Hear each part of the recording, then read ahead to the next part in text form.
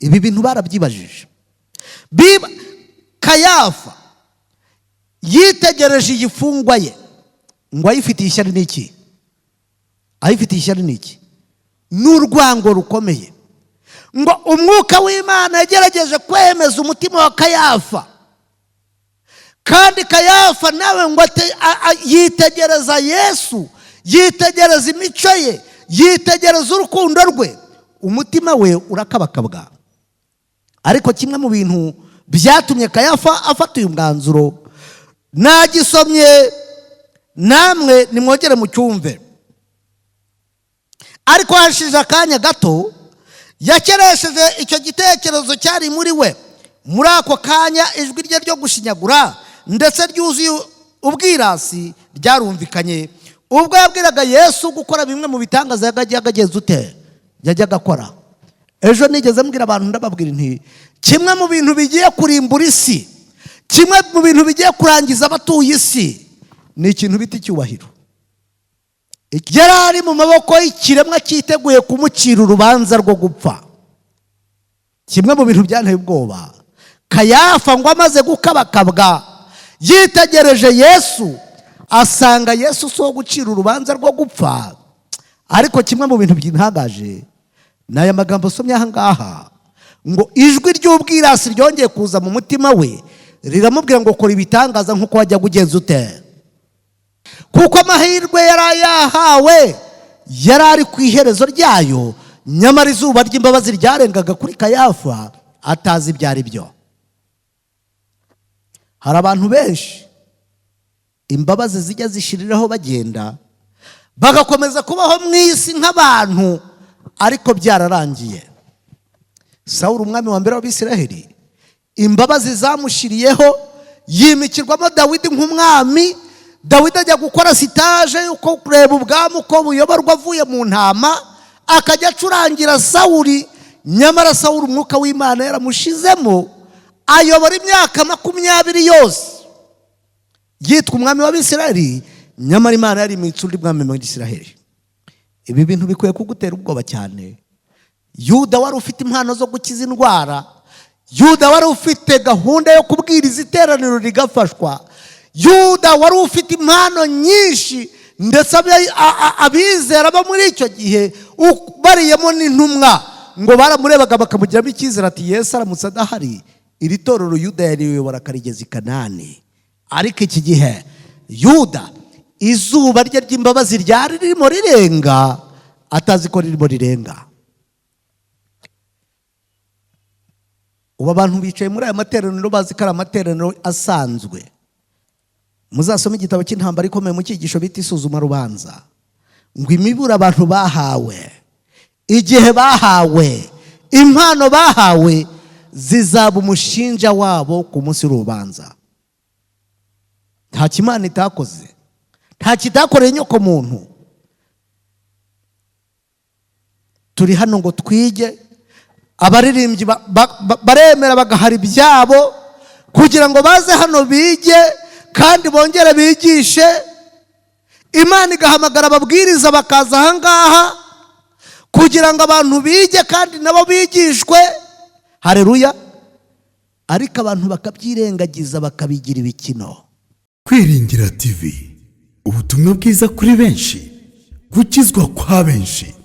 Matayo 24 umurongo wa 14. Imana yacu nihabwe icyubahiro kubw'ineza yayo n'uburinzi bwayo butangaje. Imana yatugiriye neza, kandi Imana yaduhaye umugisha wo kubana nayo. Uyu munsi yongeye kudutoranyiriza kunzuza mu nzu yayo tugihumeka. Imana yacu yabwe icyubahiro. Nta gushidikanya ko nanone tufite iteraniro ryiza, kandi nta gushidikanya ko Imana iri kumwe natwe, kuko ni isezerano ryayo yasezeranye ngo aho 2 cyangwa 3 bateraniye mu izina ryayo izamanukira kubana nayo nabo. Rero dushimishijwe n'indirimbo nziza abaririmbyi bamaze kuturirimbira bahimbaza Imana, kandi icy'ingenzi badukumbuza ubwami tugiye gutaha. nejejwe n'iteraniro ry'umugoroba rero, kandi nejejwe nanone nuko tugiye kurambura ibyanditswe byera twigana amagambo y'Imana. Nimugoroba twari ku cyigisho cyatubwiraga ibya Namani, umugabo w'ingabo z'i Siriya, wari umutoni kuri shebuja, kandi Uwiteka akaba yaramuheshaga imbaraga zituma atsinda ibihugu. Ariko twabonye ko ikibazo Namani yari afite yari umubembe. Birashoboka ko dushobora kuba mu materaniro, birashoboka ko twabwiriza, twaririmba, twakwitabira gahunda zose z'itorero, birashoboka ko abanyabyaha bakizwa n'ubutumwa buvuye mu minwa yacu, ariko dufite ibibembe. Gihe rero yamaraga kumenya amakuru ko muri Isiraheli harimo umuhanuzi wamukiza ibibembe, twabonye ko yarakaye akagenda ababaye, kuko yarabwiwe kwiyuhagira muri Yorodani 7. Ariko twabonye inkuru nziza, abagaragu be bamubwiye bati, databuja, uyu muntu w'Imana yagusaba ikintu gikomeye ntiwari kugikora, mbese ni igiki gituma udashobora kujya kwiyuhagira muri Yorodani ako 7 ngo turebe ko twataha amahoro, umubiri wawe uri muzima? Mana yacu ihabwe icyubahiro. Namani yaremeye arabikora, yiyuhagira muri Yorodani 7, asubirana ubuzima buzima. Muri iki kigoroba rero, insanganyamatsiko dufite icyigisho tugiye kwiga iravuga ngo uramenye utivutsa amahirwe aheruka. Umenye utivutsa amahirwe aheruka. Ibi birareba umwizera wicaye muri iri teraniro, kandi birareba abashyitsi batugendereye, kuko twese duteranijwe n'ikintu kimwe, ni ukwiga amagambo y'Imana. Ababaze neza ibyigisho bimaze gutambuka, ntekereza ko iki ari icyigisho cya 13 tugiye kwigana. Kuri oreri y'ibyigisho dufite dusigaje ibyigisho 2 gusa tugasoza. Wakwibaza icyo aya materaniro yabereyeho, kandi wakwibaza wowe wagize umugisha wo kuyazamo icyo agiye kugusigira. Utivutsa amahirwe aheruka. Hari ibintu tugiye kurebaho, kandi turareba abagabo bageze muri 4 bagize amahirwe yo kubonana na Yesu, kandi aba bose hari icyo bagombaga kumukuraho, ariko ikibabaje bo hari icyo bamukozeho, nyamara we ntacyo yigeze abakoraho, kandi yabakoraho cyari kuba ari cyo cy'ingenzi kuruta icyo bo bamukozeho. Ni amahirwe yawe wowe ugize umugisha wo kwicara muri aya materaniro muri uyu mugoroba, kugira ngo ibyanditswe byera byongere kutubumburirwa, maze bigere mu mibiri yacu n'imitima yacu. Njya nkunda kubwira abantu ko ibyanditswe byera ari umuti wica virusi z'ibyaha mu mitima yacu, iyo twemereye Mwuka Wera agakorera muri twebwe, maze akabasha kutwumvisha amagambo y'Imana. Rero amagambo tugiye kwiga turayahera muri Matayo igice cya 26.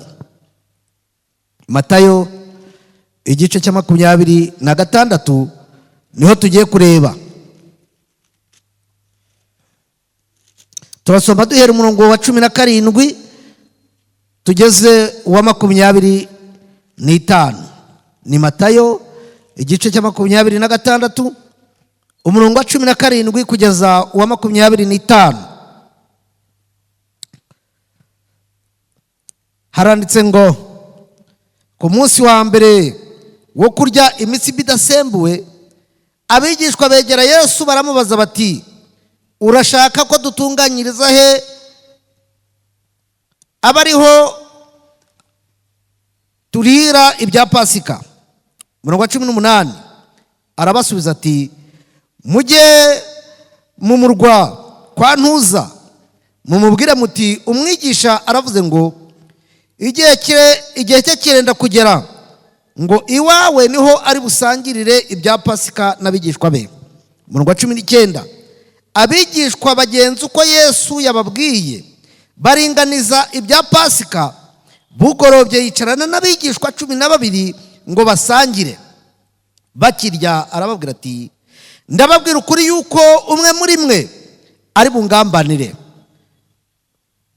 Barababara cyane, bahera ko bamubaza umwe bati, mwami ninjye. 23 nawe arababwira ati, uwo duhuriza amaboko ku mbehe niwe uri bungambanire. 24 haranditse ngo, umwana w'umuntu aragenda nk'uko byanditswe kuri we, ariko uwo muntu ugambanira umwana w'umuntu azabona ishyano. Ibyajyaga kumubera byiza nuko abataravutse. 25 bavuga ngo, Yuda uwo wari ugiye kumugambanira aramubaza ati, mwigisha ninjye. Aramusubiza ngo, iki? Wakabimenye utivutsa amahirwe aheruka. Yesu yabanye n'abigishwa be abigisha, kandi yamaranye nabo imyaka igeze kuri 3 n'igice. Ntacyo atakoreye abigishwa be. Yakoze ibishoboka byose arabigisha, abayobora mu murongo w'ibyanditswe byera uko byagombaga kumera. Ariko ababigishwa bahoranaga amakimbirane bibaza uzaba umukuru muri bo, cyane cyane ko bibwiraga ko Yesu aje kwimika ingoma maze akarimbura ingoma y'Abaroma, Abisirayeli bakazamuka bagahabwa isumbwe. Bahoraga rero babyiganira iyo myanya.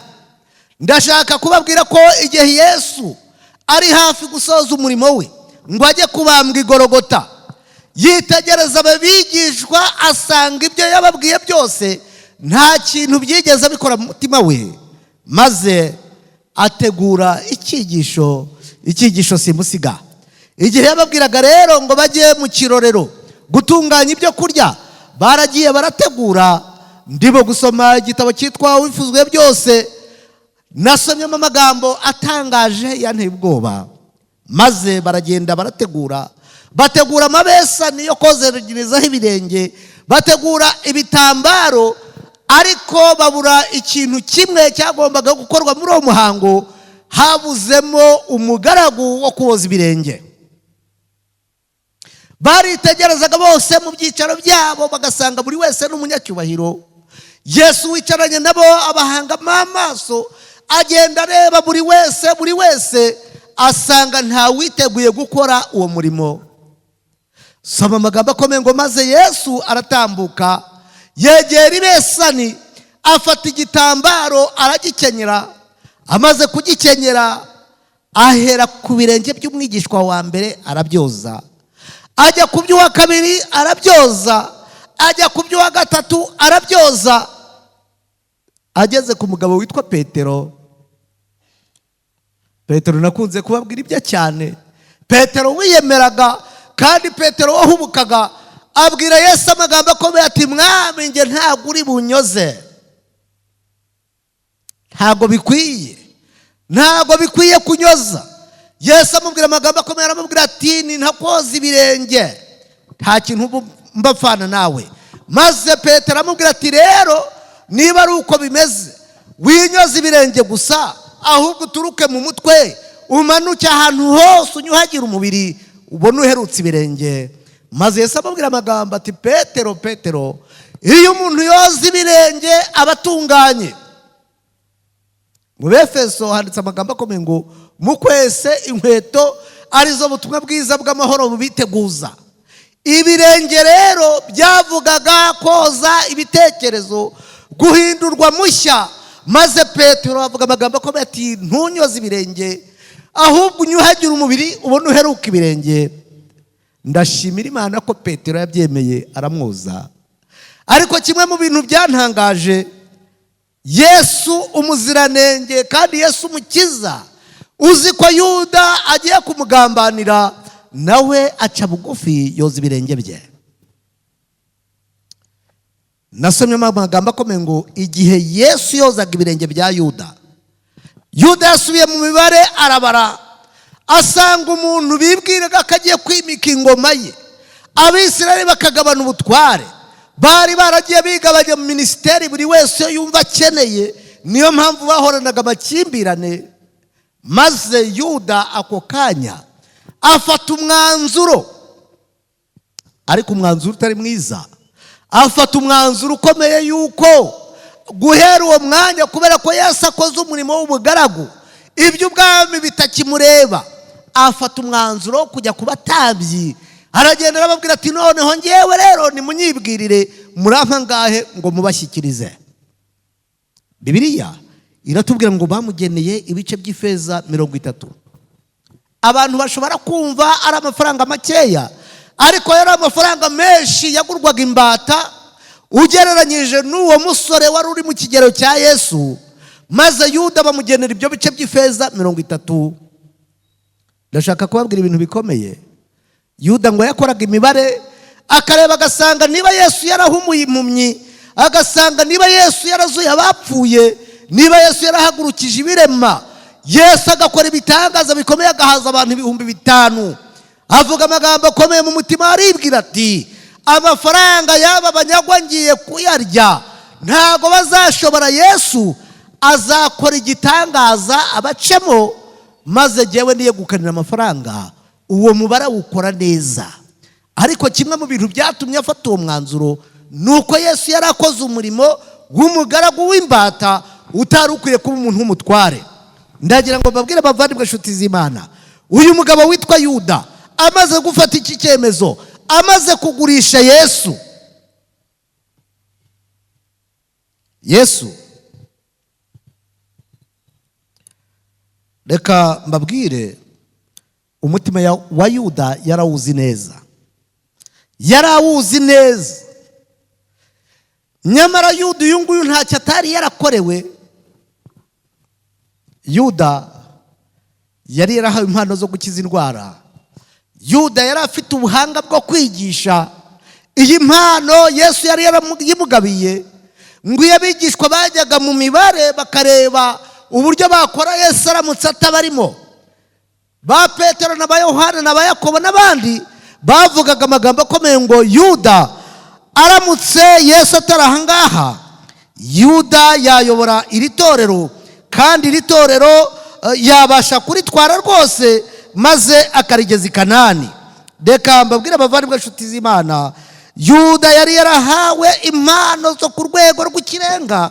Maze Yuda uyu nguyu igihe kiragera, afata icyemezo kitari icyemezo cy'abagabo, yiyemeza kugurisha Yesu abigambiriye. Ariko abavandimwe inshuti z'Imana, ikibazo kuri Yuda cyari ikibazo, kandi cyari ikibazo gikomeye. Ndagira ngo mbabwire abavandimwe inshuti z'Imana, ejo bundi abantu twiganye mu itsinda rya mu gitondo, nababwiye iby'umugabo witwaga Esawu wakeresheje umurage w'umwana w'imfura. Biratubwiye ngo nubwo yawushatse cyane arira, akarenga kurira akaboroga, ntabwo uwo mugisha yigeze awubona. Yuda yafashe iki cyemezo, agurisha Yesu. Ndaza kubabwira amaherezo ya Yuda. Reka mbe muretse gato njye ku mugabo bita Kayafa. Dusoma muri Yohana igice cya 11. Mugabo witwa Kayafa, igice cya 11 cy'ubutumwa bwiza bwa Yesu bwanditswe na Yohana.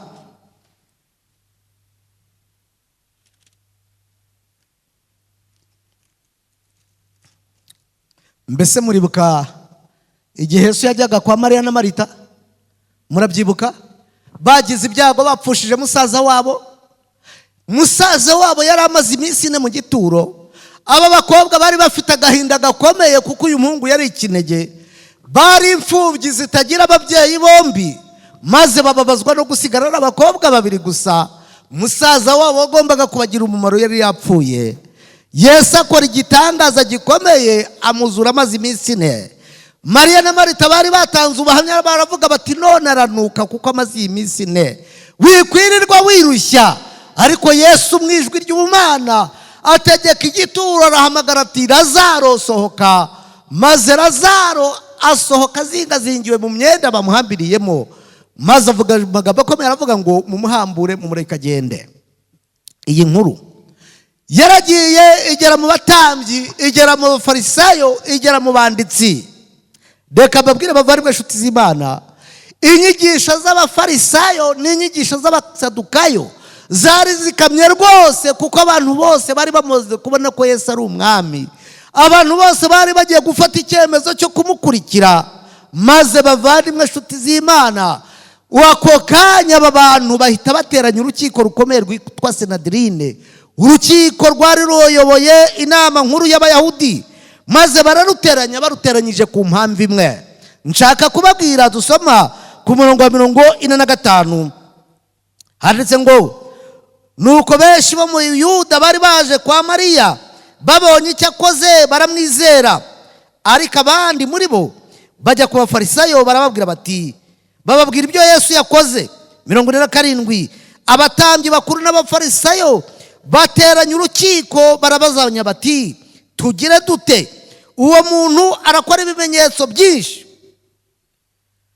nitumurekera dutya rero bose bazamwizera, kandi Abaroma bazaza barimbure umurwa wacu. Nitumurekera dutya, tukareka agakomeza kwigisha, tukareka agakomeza gukora ibitangaza, uyu mugabo aratumaraho abantu. Murumva ikibazo bari bafite cya mbere? Aratumaraho iki?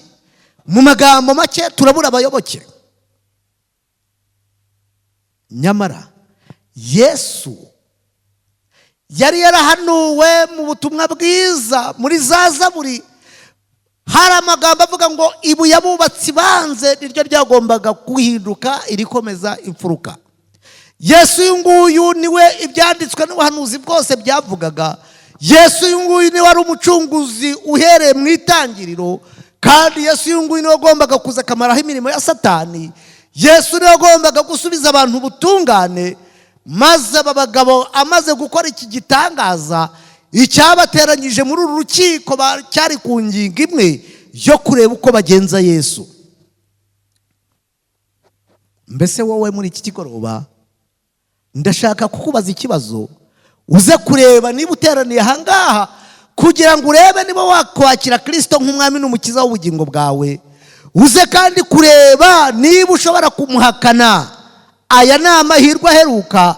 Reka mbabwire abavandimwe inshuti z'Imana, njya nkunda kubabwira ngo, kuba muri ahangaha ntago ari uko mufite ububasha cyangwa se harimo garanti y'agakiza ngo kuba waje wumve kugatahana, ahubwo ushobora kubura umukandida wo kugwa ejo.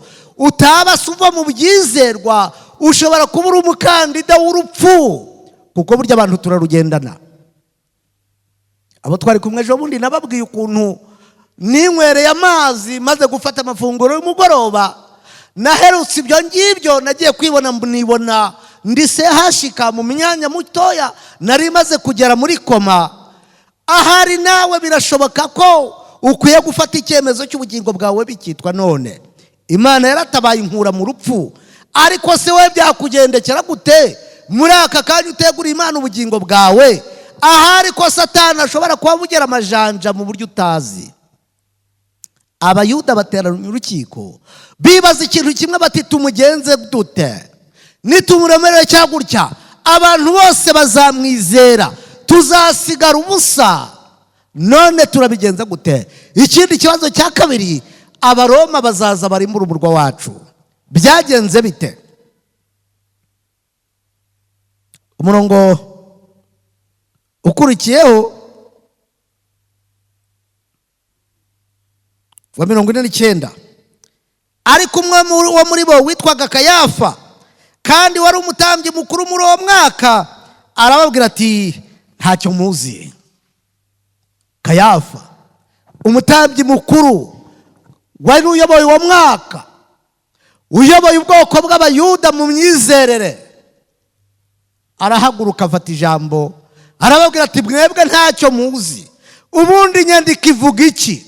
Ivuga ko umuntu umwe akwiriye gupfa kuruta ku bwoko bwose bwagenze ute? Bibiliya ivuga ngo ntabwo yabivuze kubwe, ahubwo yarahanuye urupfu Yesu yagombaga gupfa ngo abari mu isi bose bamwizeye babone ubugingo. Haleluya! Nigeze mbabwira ko Imana ishobora kwemera umwuka wera akanyuza ubutumwa bwiza mu banyabyaha kugira ngo abandi banyabyaha babone agakiza. ntabwo Pilato ibi bintu yari abivuze ku bushake bwe, ariko afata umwanzuro uvuga ngo birakwiye ko umuntu umwe apfa kuruta ko ubwoko bwose bwagenze ute. Bibiliya tubwira ngo guhera iyo tariki basohoka bemeranyije ko bagomba kugenza ute. Nyamara nta kindi kintu bamuregaga uretse kubona yuko abantu bose barimo kugenda bisangira Yesu, kandi bakamabwire niwo bagombaga gusanga, kuko niwe wari ufite amagambo y'ubugingo yo guha abizera. Aya magambo arakomeye, umenye utivutse amahirwe aheruka. Ndagira ngo mbabwire ko igihe Yesu yari amaze gusangira n'abigishwa be Pasika, yafashe inzira yerekeza mu gashyamba k'Igetsimani, aho yagombaga kurihira indishyi njye nawe twagombaga kuriha. Igihe yari ageze muri ako gashyamba, yinginze abigishwa be inshuro zigeze kuri 3. Yatoranyije umugabo witwa Petero, atoranya Yakobo, atoranya na Yohana, arangije arababwira ati ndabinginze mubane maso nanjye musenge mutajya mu moshya. Abo bigishwa 8 basiga aho ngaho, ajyana Petero na Yakobo ngo abagezaho umuntu yatera ibuye. Arangije arababwira ati namwe mugumaha mubane maso nanjye musenge mutajya hehe. Bibiliya iravuga ngo aburengaho nk'aho umuntu yatera ibuye, atangiye gusenga yumva ntibikunda, kuko Imana yari igeze igihe cyo guhana icyaha. Muri ako gashyamba Yesu ahagaritse umutima kandi ababaye, agarutse kubigishwa basanga basinziriye. Petero na Yakobo na Yohana barasinziriye, hirya ngiye 8 wose nabo bari basinziriye. Maze arabakangura ati nababwiye ngo iki, mwihangane mugerageze byibuze mubane maso nanjye isaha imwe. Bibiliya yambwira ngo ku nshuro ya 3 aragaruka arababwira ati noneho rero igihe kirageze, nimusinzire noneho mwimareyo. Ariko reka mbabwire, amaze kuvuga iryo jambo nibwo bagiye kubona, babona Yuda ari imbere y'igitero, imbere y'abafarisayo, imbere y'abatambyi n'imbere y'ingabo z'Abaroma. Araza ahobera Yesu aramubaza ati amahoro mwigisha. Yesu aramubwira ati Yuda we, wigambanishiriza umwana w'umuntu kumusoma. Kayafa yafashe uyu mwanzuro uteye ubwoba. Reka mbabwire bavandimwe inshuti z'Imana, iyo dusomye mu butumwa bwiza bwa Matayo muri cya gice nababwiye cya 26,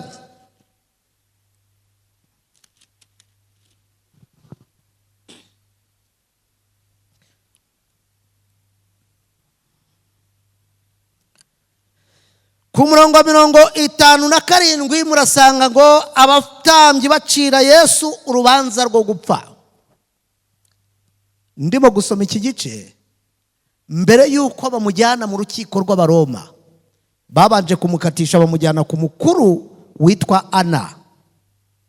Ana ngo yari umutambyi, yigeze kubaho umutambyi mukuru, kandi Ana yari sebukwe ya Kayafa.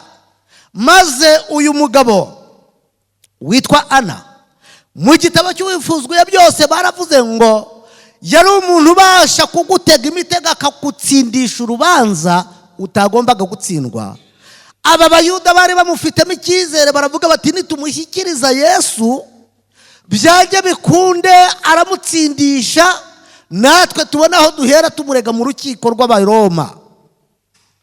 Ageze kwa Ana, anamubaza ibibazo byinshi, ariko kuko atarafite ukunda bigenza yagombye kumwohereza kwa Kayafa. Yesu ageze kwa Kayafa, Kayafa mucira urubanza. Yesu arahakubitirwa mu buryo bukomeye, bitewe nande? Umutambyi mukuru. Nta kintu bamuregaga, nta kindi. Reka mbabwire bavandimwe inshuti z'Imana, muri iki gitabo n'ubifuzwe byose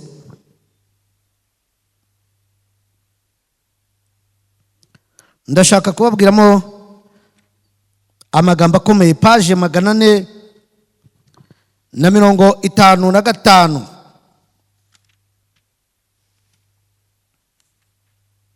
paje 455 baratubwira ku mugabo witwa Kayafa.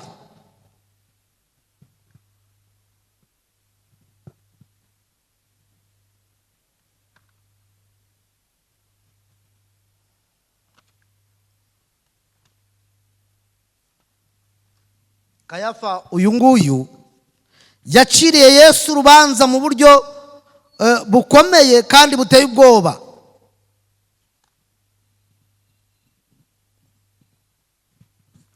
Magana ane mirongo itanu na gatanu na magana ane mirongo itanu na gatandatu niho tugiye kureba ibyerekeranye n'uyu mugabo bita Kayafa.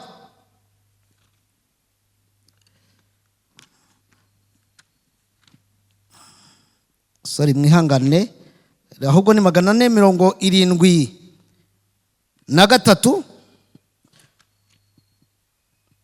ariko aho ngiye gusoma ni magana ane mirongo irindwi na gatandatu. Kayafa yafataga Yesu nk'umwanzi we.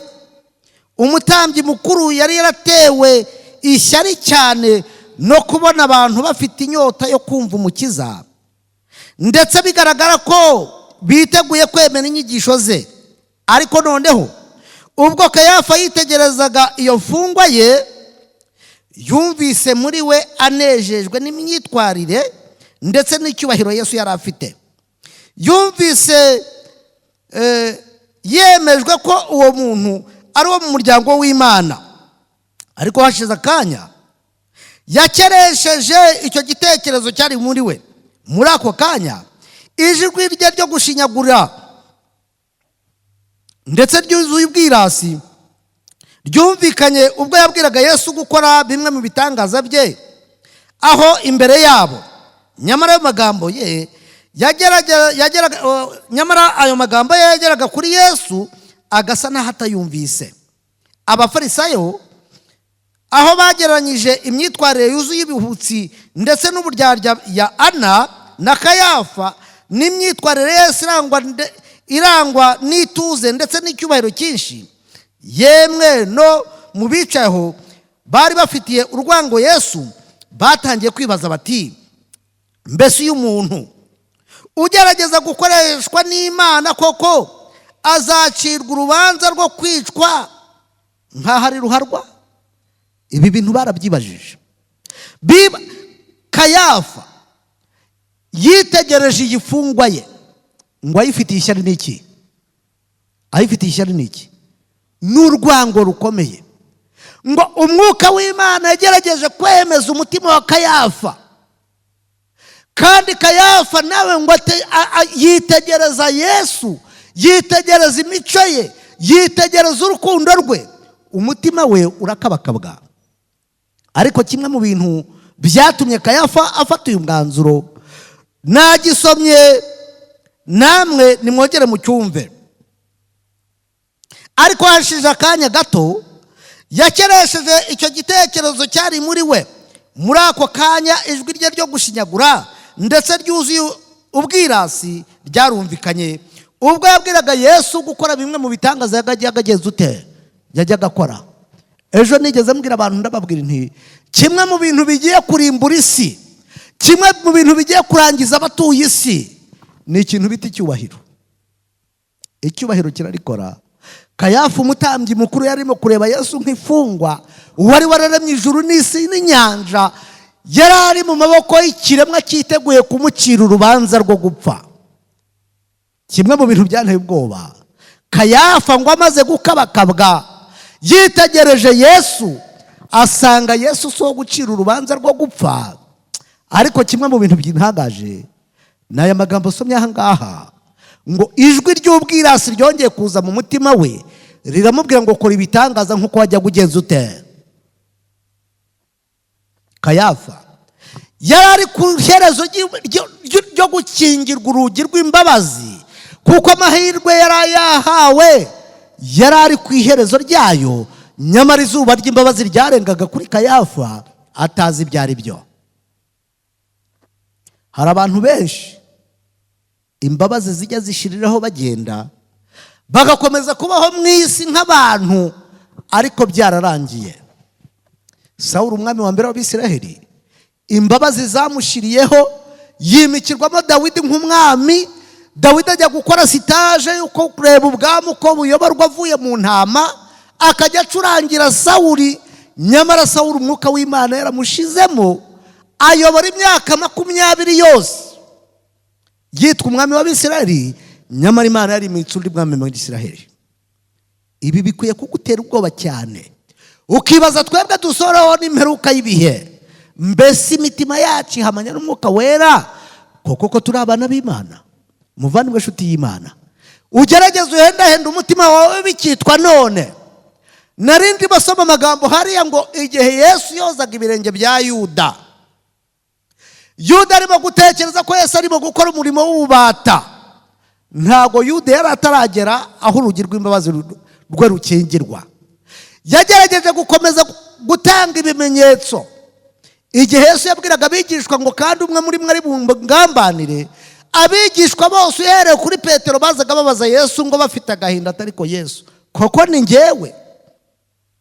Yesu akamubwira ati si wowe. Yohana akaza ati ni njye, ati si wowe. Andereya akaza ati ni njye, ati si wowe. Maze na Yuda araza, kandi mu mutima we yari abizi neza, abwira umwami ati mbese mwami nanjye ni njye? Yesu amubwira ngo iki? Wakabimenye. Mu yindi mirongo Yesu yanatanze ikimenyetso, arababwira ngo uwo ndi bukoreze inogo mwayimutamika ni uwo. Inogo barakata, bararya, maze Yesu arayikata arayikoza, ayitamitse Yuda nawe arasama arayimira. Bavandimwe nshuti z'Imana, ngo uko yayimize Satani yahise amufatisha ibyemezo by'uko agomba kugambanira Umukiza. Ako kanya ajya kuvugana n'abatambyi uburyo ari bumubahereze. Ibi bintu bikwiye kugutera ubwoba cyane. Yuda wari ufite impano zo gukiza indwara, Yuda wari ufite gahunda yo kubwiriza iteraniro rigafashwa, Yuda wari ufite impano nyinshi, ndetse abizera bo muri icyo gihe bariyemo n'intumwa ngo baramurebaga bakamugiramo icyizere ati Yesu aramutse adahari iri torero Yuda yariyobora akarigeza i Kanani. Ariko iki gihe Yuda izuba rye ry'imbabazi ryari ririmo rirenga, atazi ko ririmo rirenga. Ubu abantu bicaye muri aya materaniro bazi ko ari amateraniro asanzwe. Aya materaniro ni amateraniro adasanzwe. Reka mbabwire ko mu nama y'agakiza Imana yari izi ko guhera kuri ziriya tariki 29 hano hazaterana amavuna, agasoza ku itariki 6 z'ukwa 12 mu ijuru. Bari byo barabyanditse, utarabimenya nanjye ntarabimenya. Imana yari yarabiteguye ko tuzaza hano tukicara tukahamara ibyumweru 2 twiga. Muzasoma igitabo cy'intambara ikomeye mu cyigisho bita isuzuma rubanza, ngo imibura abantu bahawe, igihe bahawe, impano bahawe zizaba umushinja wabo ku munsi w'urubanza. Nta kimana itakoze, nta kitakoreye inyoko muntu. Turi hano ngo twige. Abaririmbyi baremera bagahara ibyabo kugira ngo baze hano bige kandi bongere bigishe. Imana igahamagara ababwiriza bakaza ahangaha kugira ngo abantu bige kandi nabo bigishwe. Haleluya.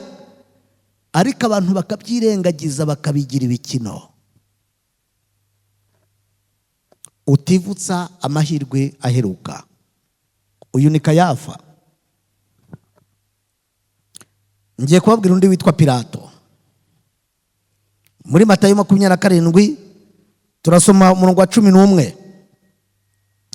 Pilato we byamugendekeye gute?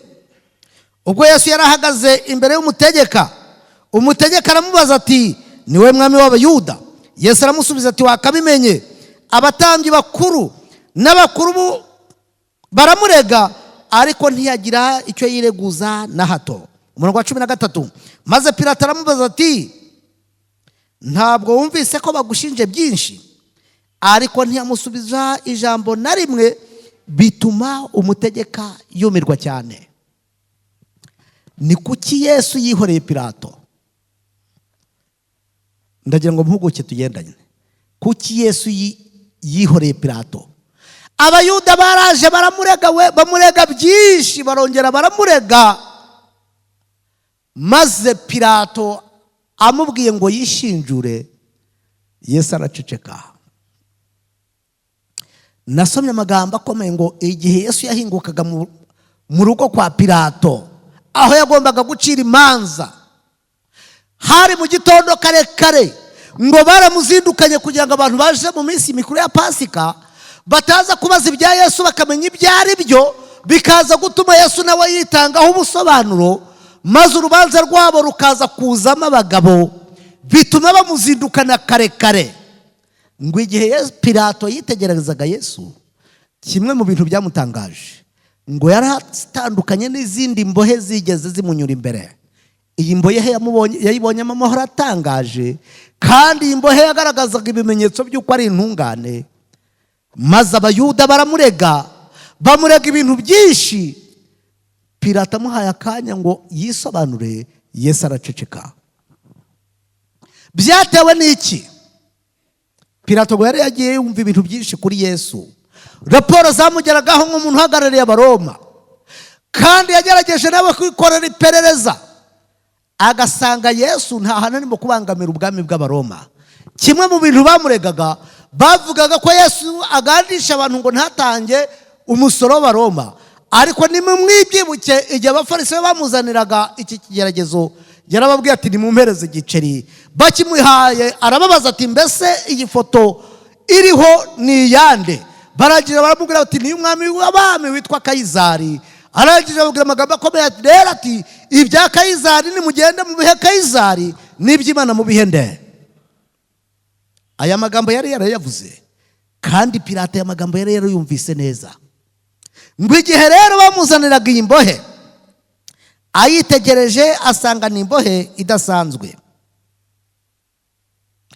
Maze 13, maze Pilato aramubaza ati ntago wumvise ko bagushinja byinshi? Ariko ntiyamusubiza ijambo na rimwe, bituma umutegeka yumirwa cyane. 15, muri iyo minsi mikuru, uko umwaka utashye, umutegeka yagiraga akamenyero ko kubahohorera abantu imbohe imwe bashakaga. Icyo gihe bari bafite imbohe kimenywa bose yitwaga Baraba. Nuko bateranye, Pilato arababaza ati uwo mushaka ko mbabohorera ninde? Ni Baraba cyangwa ni Yesu witwa Kristo? Kuko yari yamenye ko ishyari ari ryo ribumatangishije. Utivutse amahirwe aheruka. Pilato amaze gusuzuma nk'umuntu wize amategeko, nk'umuntu wize kugenza ibyaha, asanga Yesu nta cyaha afite. Ariko Pilato agira ubwenge bw'abantu, aravuga ati reka noneho ndebe nzane igisambo ruharwa, nkishyira imbere y'aba bantu, mbahagarike na Yesu banzaniye muri iki gitondo, mbabaze uwo bashaka ko mbabohorera. Nimurebe Pilato, ndagira ngo mujyane amaso yanyu mu cyumba kwa Pilato, murebe umuntu w'umwicanyi. Muri iki gihugu wamubatuma byagorana, ariko nk'imbere ya 94, mbere ya 94 abantu bari muri iki gihugu bazima, abantu batakorwagaho. Muri santere twari dufite uwayitegekaga, Remera ikagira uwayitegekaga, Gikondo ikagira uwayitegekaga. Aba bantu iyo bavugaga bati isoko ntirirema, ntago ryaremaga, bacaga iteka kandi ntacyo bashinzwe. Akaza ku isoko ati uyu munsi isoko ntirirema, kandi uwo munsi ntirigenze rite, ntirireme. Uwa Kicukiro akaza kurwana n'uwa Sonatibe. Utsinzwe rero yabaga ari umucakara, agahinduka ingaruzwa muheto y'umuntu. Ndashaka ko mwumva ibi bintu neza. Umuntu wabaga yatsinze uwa Sonatibe, uwiremera akaza agakubita uwa Sonatibe cyangwa uwa Kicukiro, ubwo abo bantu bose bagombaga kujya mu bwatsi munsi y'ububasha bw'uwiremera. Nuko byabaga bimeze. Buri karitsiye yari ifite uwayo. Maze Pilato afata iki gisambo cyitwa Baraba, agihagarikana na Yesu, arangira avuga ati noneho ndashaka ko mumbwira, muri aba bantu mbahagaritse imbere, hari Yesu witwa Kristo, hari na Baraba, murashaka ko mbabohorera nde? Kubera ko bazi ko Baraba ari igisambo, akaba yarisha abantu babo, akaba yarabambuye abakobwa n'abagore babo, yarabafashe ku ngufu. Yibwiraga ko bari butore ko harekurwa Yesu bakabamba Baraba, ariko agiye kumva yumva urusaku ruvugiye icyarimwe ngo bamba Yesu, urekure nde? Nasomye amagambo akomeye ngo Pilato aracanganyukirwa. Amaze gucanganyukirwa ngo aza kumenya neza yuko Yesu aturuka i Galilaya, kandi icyo gihe hategekaga umugabo wita Herode. Herode, ibyo mushobora kubisoma muri Luka 23 umurongo wa 6 kugeza wa 12. Akimumwoherereza muri Bibiliya baravuze ngo Herode yari afite inyota yo kubona Yesu. Uyu Herode urimo kuvugwa ni wa wundi waciye Yohana igihanga. Maze mu minsi mike Herode ari mu butaka, agiye kumva yumva hazamutse undi mubwiriza w'igitangaza, yumva arakora ibimenyetso bikomeye kuruta ibya Yohana. Maze Herode arangira avuga amagambo akomeye ati buriya rero wasanga Imana yakoze igitangaza, Yohana akaba yazutse. Ngo iminsi yose Yesu ari ku isi, Herode yumvaga yifuza kumubona ngo amenye koko niba atari Yohana yishe. Igihe bamwoherezaga imbohe, kimwe mu bintu byatunguye Herode nuko yagiye kubona akabona neza arasa na Yohana. Byari ngombwa ko basa, kuko Yohana na Yesu bari bafitanye isano, umwe ari mubyara wundi. Maze Herode amubwira amagambo akomeye ati numvise gukora ibitangaza, ndashaka ko nkorera igitangaza nkareba. Yesu araceceka. Maze Herode amubwira amagambo akomeye ati gukora ibitangaza se ntabwo ushaka no kwikiza? Mfite ububasha bwo kukwica cyangwa nkagukiza. Yesu araceceka. Impamvu yacecekeye kwa Herode ngo yari yarabonye umucyo wose wagombaga kumukiza. N'igihe hashyiraga Yohana mu nzu y'imbohe, ngo yazi ko Yohana arimo kuzira ubusa, ariko yagiraga acecekesha iryo jwi yitungira umugore utari uwe. Reka mbabwire abavandimwe b'inshuti z'Imana, iki cyaha cyatumye Yohana acibwa umutwe atagifitemo uruhare, ahubwo ari ukugira ngo Herode yitungire umugore utari uwe. Nta jwi ricyongera kumubwira ngo ntago amategeko yemera kutunga uyu mugore. Yesu acecekera kwa Herode. Herode ngo aramushinyagurira, amwambika ikanzu y'umuhengeri, azana ikamba ry'amahwa arimutamiriza mu mutwe, arangije amuhereza inkoni. Abasirikare bakamupfukamira bati mwami w'Abayahudi turakuramya. Abategeka kumukubita inkoni nyinshi. Maze amaze kubona ko ntacyo Yesu amukoreye, amusubiza kwa Pilato. Bavandimwe inshuti z'Imana, izuba rirengera kuri Herode, asigara ari umuntu w'igicamuke, yanze kurekura Yesu nubwo yazi ko ari umuziranenge. Uyu mugabo Herode ibyo birangira aho ngaho, aciriweho iteka. Ariko kimwe mu bintu bitangaje, yakomeje kuba umwami i Galilaya akiyoboye Abisiraheli, ariko yaraciriweho iki? Iteka. Yiboneye Yesu n'amaso ye, ananirwa kumwakira mu bugingo bwe ngo byibuze amubabarire icyaha yaba yarakoze igihe hacaga Yohana umutwe. Muri uyu mugoroba hari icyo umwuka arimo kuvugana n'umutima wawe, kandi muri uyu mugoroba Mwuka w'Imana arahendahenda akwereka ingeso nawe ubwawe ufite mu mutima wawe uzi ko izakurimbuza. Senga Imana uyinginga. Herode yatakaje amahirwe ye ya nyuma, yiboneye Yesu, yemera kumusubiza Pilato amushinyaguriye, amwambitse ikamba ry'amahwa, amwambitse umwenda w'umuhengeri, mu cyimbo cy'inkoni ya cyami amuhereza urubingo. Amahirwe ya Herode arangiriraho. Ndashaka kubabwira Pilato yagize akaga. Umurongo wa 19 utubwira amagambo akomeye. Kandi ubwo yari yicaye ku ntebe y'imanza, umugore amutuma hati ntugire icyo utwara uwo mukiranutsi, kuko naraye ndose byinshi kuri we byambabaje. Ariko abatambyi bakuru n'abakuru boshya abantu ngo basabe Baraba bicishe Yesu. Nuko umutegeka yongera kubaza ati muri abo bombi uwo mushaka ko mbabohorera ninde? Basubiza ngo iki? Baraba. Baraba. turekurira Baraba ubambe Yesu. Nimwumve ikintu gitangaje, aya magambo narayasomyeyo antera ubwoba.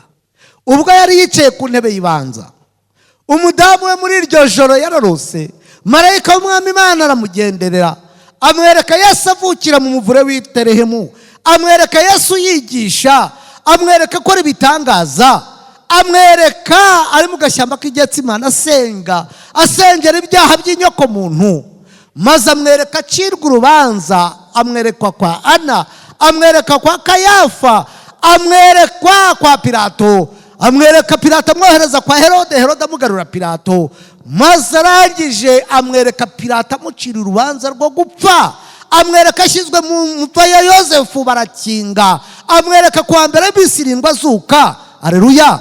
Maze arangije amwereka ari umwami w'abami n'umutware utwara abatakware, maze umutima w'uyu mugore ushya ubwoba ko umugore ari bukora akaga gakomeye, yandikira umugabo w'urwandiko rukomeye dusomye ku murongo wa 19 w'igice cya 27, amwandikira amwihanangiririza ati, uramenye ntugire icyo utwara umukiranutsi, naraye ndose byinshi kuri we byambabaje.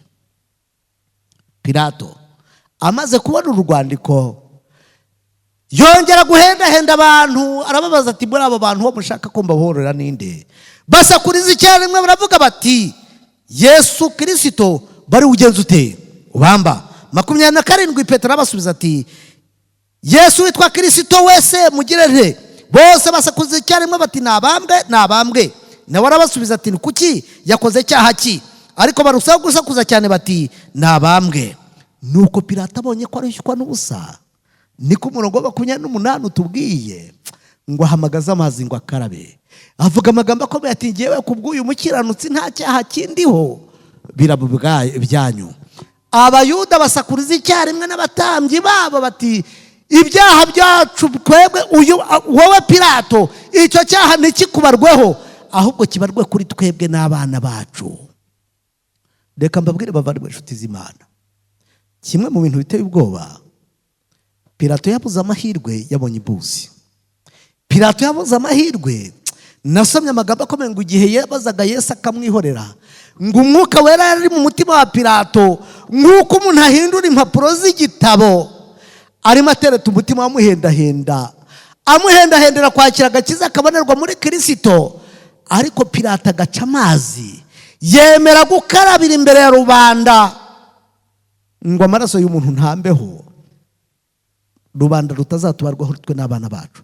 Kimwe mu bintu nasomye, Yesu Kristo ngo nagaruka ku bicu byo mu ijuru, Pilato nubwo yapfuye, Kayafa akaba yarapfuye, aba bantu bazongera bazuke batazukiye ubugingo buhoraho, ngo ahubwo kugira ngo babone uwo baciriye urubanza, ari umwami w'abami n'umutware utwara abatware. Aba bantu ko kanya bazongera bahite bicwa n'ubwiza bwe. Inshuti z'Imana, muri uyu mugoroba ndagira ngo uterete umutima wawe, ni amahirwe yawe ko tumaze ibyumweru 2 turimo kwiga ibyanditswe byera. Nta kimana itakoze, yaguhaye amagara mazima, nawe dore waraje, yahamagaye abaririmbyi bararirimba. Reka nkubwire, Imana yakurinze mu majya no mu maza, nta manuka wahuye nayo. Henda umutima wawe muri uyu mugoroba utahana agakiza k'Imana, umenye utivutse amahirwe aheruka. Ndashaka gusoza ku kintu cy'umugabo witwa Yuda.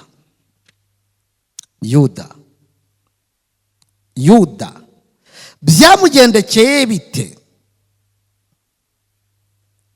Mwumva amagambo yanditse kuri page 489, iherezo rya Yuda ubwo yitegerezaga baje gufata Yesu Kristo, yabonye bakora nk'uko yababwiye, baboha Kristo baramukomeza.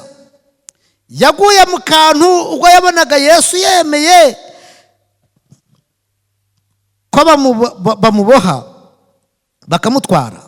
Byamuteye amatsiko menshi, maze arabakurikira kuva mu gashyamba kugera mu rukiko imbere y'abategetsi b'Abayuda.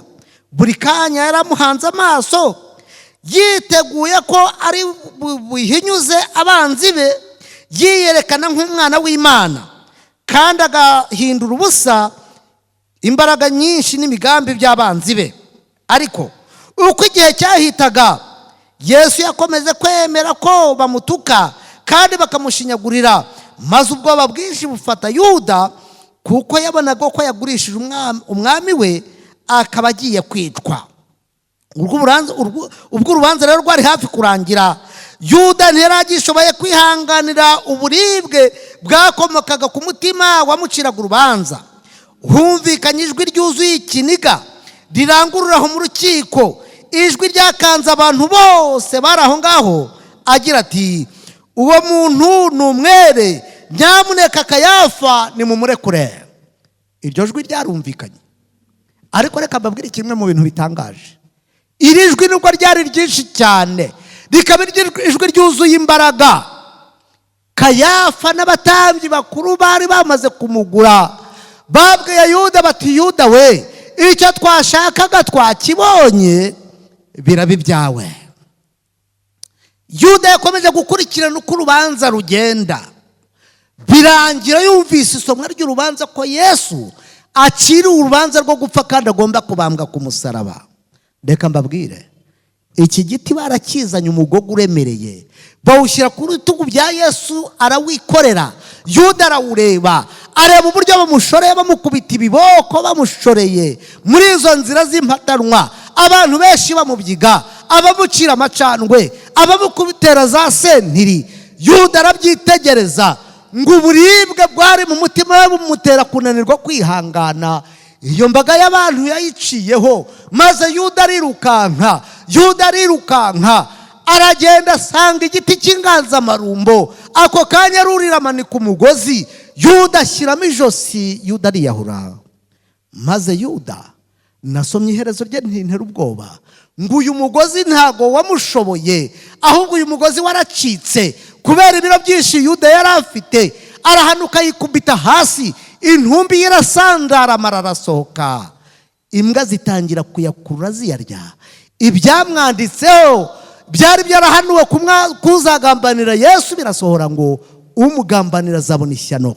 Nari ndimo gusoma muri iki gitabo ngo ubwo Yesu yari ahetse umusaraba, yagendaga yihuta ngo arebe ko yatangira Yuda ntiyiyahure, ariko uburemere bw'umusaraba bukamugora. Murabizi yaguye inshuro 3, ngo ahageze asanga Yuda yamaze kwiyahura. Ahagarara aguye mu kantu kubera ukuntu Yuda yanze imbabazi ntacyo atamukoreye. Iteraniro ryose ry'Abisirayeli rihagarara aho ngaho riritegereza. Nasomye amagambo ngo iherezo ry'umunyabyaha wese uri ku isi, mu bari bahagaze aho ngaho bari babonye ibihembo by'ibyaha ibyo ari byo, kandi babona iherezo ry'umunyabyaha iryo ari ryo. Ngo bahagaze aho ngaho bose baciye bugufi bibaza ibibaye, ariko umutima yabo yongera kunyinangirwa, barongera bashorera Yesu bamujyana ku musaraba. Iherezo ry'aba bagabo nuko ryagenze. Pilato yavutse amahirwe aheruka, yamenye neza ko Yesu ari umwere, ariko arangara mubamba. Herode niko byagenze.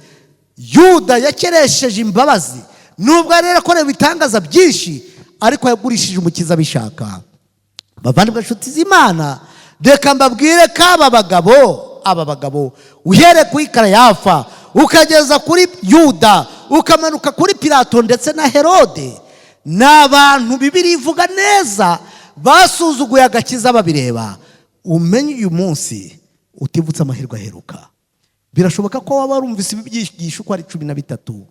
Birashoboka ko ushobora kuba warumvishemo 5 cyangwa se 6. Birashoboka se ko waba warumvishemo na 2, ariko biranashoboka ko uyu munsi ari cyo waba wumvishe. Nyamuneka utazisama wasandaye, umenye ufata ubugingo bwawe. Yesu Kristo aracyari ku ntebe y'imbabazi, arahamagara umuntu wese ushaka agakiza ngo amwishingire. Reka mbabwire ubwo azavuga ngo birarangiye, ntago ari kera, ntago bigitinze, agiye kubivuga bidatinze. Umuntu wese azirengera ingaruka y'icyaha. Hambere mu cyigisho cyavugaga iby'indwara y'ikitaryana, nasomye amagambo mu gitabo cyarengera ubuzima, ngo uwatureka ngo twiyikorere uyu mutwaro ubwacu waduturitsa. Ariko somamo amagambo y'ihumure avuga ngo mukuru wacu yicaye ku ntebe y'ubwami budashira, kuko ari nararibonye, akaba azi ibigeragezo duhura nabyo. Haleluya. Nasomye amagambo meza ngo impapuro zo kubohoza ubwoko bwe yazisinyishije amaraso ye. Wakwemera muri uyu mugoroba ugahendahenda umutima wawe ukakira Kristo mu bugingo bwawe, niba uri muri umushyitsi, ushobora kuba waje ubwa mbere, birashoboka. Ushobora kuba umaze iminsi myinshi urimo kubyumva neza. Dushobora kuba twariganye ibyigisho, cyangwa se ushobora kuba wumvishe n'iki ngiki. Ijambo rimwe ku munyabwenge birahagije. Wakwemera ugatereta umutima wawe, ugahendahenda Yesu akagufatira ubugingo. Niba urimo umutima wawe ukaba ukwifuriza ko wakwakira Yesu, ukaba rwose wumva ubishaka, wazamura ikiganza tukagusengera. Niba uri muri umushyitsi ukaba wumva uhendahenda umutima wawe, kandi Mwuka Wera arimo kugutereta ngo wakire agakiza Yesu atanga, zamura ikiganza tugusengere. Waba urimo? Waba urimo? Naha ntawe urimo? Ntawe? Ndashimira Imana yo mu ijuru, muri ibi byumweru bibiri byose mpagaze ahambwiriza, Imana yakoze ibitangaza. Haleluya. Dufite abantu biyeguriye Imana kandi biteguye kujya mu mazi bakabihamya. Haleluya. Ni isezerano ry'Imana ko ijambo ryayo ngo ntago rizamanuka ngo risubire ubusa, ahubwo rizasohoza icyo Imana yaritumye. Ndasaba abiyemeje bakaba barafashe icyemezo, biyemeje kujya mu mazi ku isabato bakabatizwa, muhaguruke muze hano dusengane.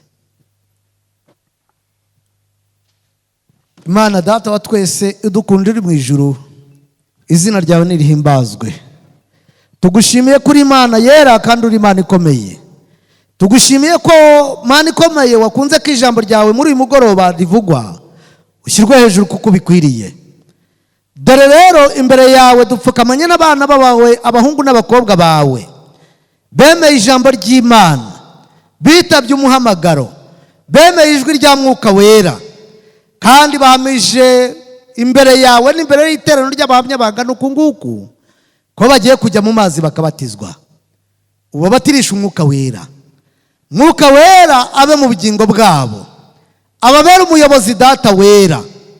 Kandi turasabye ngo uzarwane intambara zabo, urwane n'ibibarwanya, uca intege ibibaca intege, ibibagisha impaka ubigisha impaka. Yesu wigarura ubugingo bwabo. Turabakuragije muri iki kigoroba ngo wishingire ingorane zabo. Abadafite akazi ubahe akazi, abafite icyo bagusaba mu mitima yabo, Data udukunda, ndagusabye ngo ukibahe kigendanye n'ubushake bwawe. Wagura imbago zabo, ariko ikintu ushaka kuba cyiza, amazina yabo uyandike mu gitabo cy'ubugingo. Yesu ugarutse hamwe n'iteraniro ryose uzadukire mu bwami bwawe. Tugusabye umugisha muri iki kigoroba, ubwo tugiye gutaha utahane natwe, utuyobore mu mayira yose tugenda, nutugeza mu rugo amahoro utwibutse gushima izina ryawe. Tukugireho umugisha nk'uko usanzwe uwuduha, kandi tubonere imbabazi za imbere yawe. Tubisabye Imana Data tubyizeye mu izina rya Yesu, amen. Kwiringira TV, ubutumwa bwiza kuri benshi, gukizwa kwa benshi. Matayo 24:14